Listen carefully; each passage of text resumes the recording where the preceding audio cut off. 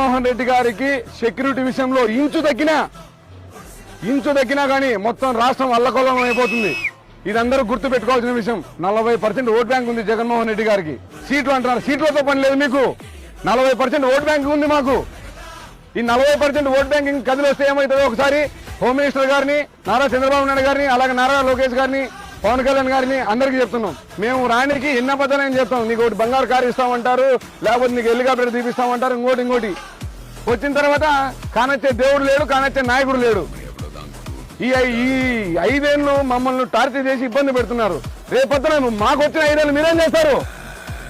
మాకు 5 ఏళ్ళు వచ్చిన తర్వాత మీరేం చేస్తారు? సుపారీ పాలన. జనాలు మీకు ఒక అవకాశాన్ని ఇచ్చారు, దాన్ని మీరు సుపారీ పాలన చేయండి, ప్రజలకు మేలు చేయండి.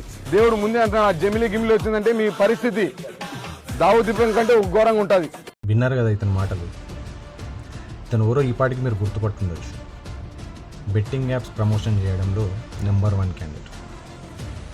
కొన్ని లక్షల డబ్బులు తీసుకొని బెట్టింగ్ యాప్స్ ప్రమోషన్ చేసి కొన్ని వేల జీవితాలు నాశనం అయ్యే అవకాశాన్ని దక్కించుకున్న మహాగణుడు ఇతను. ఈయన పవన్ కళ్యాణ్ గారి గురించి, నారా చంద్రబాబు నాయుడు గారి గురించి, లోకేష్ గారి గురించి మాట్లాడుతున్నారు. ఇలాంటి వాళ్ళు వైఎస్ఆర్సీపీలో ఉన్నంతకాలం వైఎస్ జగన్ గారు అధికారంలోకి రారు. పవన్ కళ్యాణ్ గారిని, నారా చంద్రబాబు నాయుడు గారిని, నారా లోకేష్ గారిని విమర్శించడానికి మినిమం అర్హత కావాలి. ఇలాంటి అర్హత లేని వాళ్ళు ఎన్ని రోజులు వైఎస్ఆర్సీపీలో ఉన్నా అప్పటి వరకు వైఎస్ జగన్మోహన్ రెడ్డి గారు అధికారంలోకి రాబోరు. జై జనసేన.